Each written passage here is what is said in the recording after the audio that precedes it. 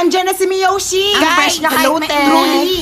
Wait, bakit nung ako yung dumating hindi niyo ako pinansin? Marie. Hindi ko man napansin na dumating ka na pala. Same. Ako nag-review ako kanina, hindi ko alam. Kung may galit kayo sa akin, sabihin niyo lang.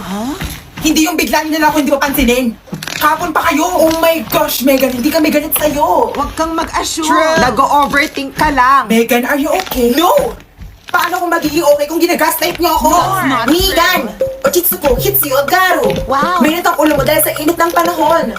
That's why I suggest to use a Twin Leaves Inhaler and yung kanilang pastel cooling body spray. Huwag niyong ibayin yung topic. Sabihin niyo kung bakit kayo galit sa akin. Megan, makinig ka. Shut up, You need this. Megan. These pastel inhalers will help you to ease and uncover your illness. Lalo na ngayon na stress ka, kaya feeling mo galit kaming lahat sa'yo. Oo nga. Hindi naman papahuli si Pastel Cooling Body Spray na will help you to feel fresh and relieve the symptoms ng heat stress. Next. Para sa Sweet Relief Pastel Inhaler naman, you can inhale through your nose or you can open and twist the top cap and you can apply it under your nose, leeg, wrist, or kahit saan mo gusto ma-refresh. Wow. Si Pastel Cooling Body Spray naman, from the name itself, you can spray it anywhere you want to feel instant cooling relief. Oh my God. niya. So, matutulungan ako both ni Pastel Inhaler and ni Pastel Cooling Body Spray to feel relaxed, refresh, and makalimutan yung issue ko sa inyo. Yes! Both of them are easy to use. O, sa'yo na ito lahat. Itry mo na, dali! Sige, CR lang ako. Go, ate. Ingat. Ngayong wala na siya, sino nagpahalata sa inyo na galit tayo sa kanya? Ay, hindi ako. Si Maxine nagpahalata masyado. True nga. Nakakairita kaya siya. Napaka-arte. Asyumera pa. Sige, kapag bumalik na siya, act normal lang kayo. Smile lang. Noted, madam. Ayusin na natin this time.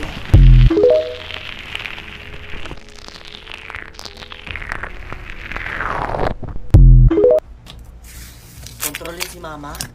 Or kontrolin si papa? Anak, ako na lang mama mo ang kontrolin mo. Kasi matagal namang wala ang tatay mo. Ah, sige po ma. Very good anak. Mas mapapabuting ako ang pipiliin mo. Sige na anak, alis na muna ako ha. Piliin mo ako ha.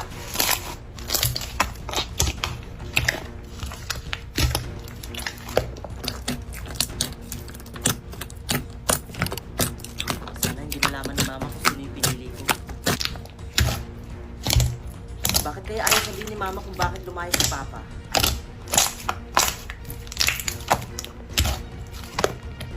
Red na nga lang para madali ko siyang mahanap.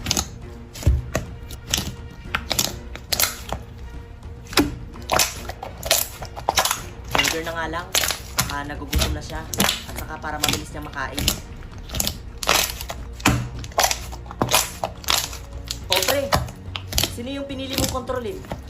Kontrolin yung papa ko. Hello, dapat pinabayaan ka ng mama mo kung anong piliin mo. Sabi kasi sa akin ni mama, matagal na daw patay yung papa ko, simula nung bata pa ako. Pero namimiss ko na siya. Kaya pinili ko yung papa ko. Ha? Napakabobo mo naman pumili. Wala na pala yung tao, tas pipiliin mo pa? Bala ka nga dyan.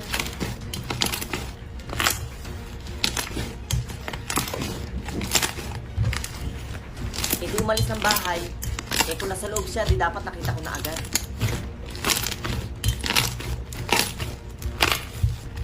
Nagdududa na talaga ako kay mama. Ha? Dito? Ano nangyayari din? Oh ma, bakit ka sumisigaw? Anak, huwag mong bubuksan ang pinto. Nandiyan ang papa mo. Talaga ba? Oo, anak. Buksan niyo tong pinto.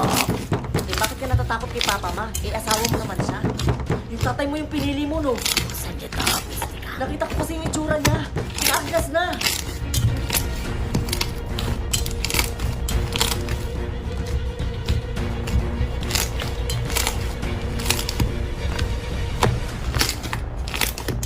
Make her disappear just like poof, then she's gone. Addicted, don't know what the fuck I'm on. I can't stop it when I feel it coming on. When we chill, it starts with smoking something strong. Take her down and then she'll beat us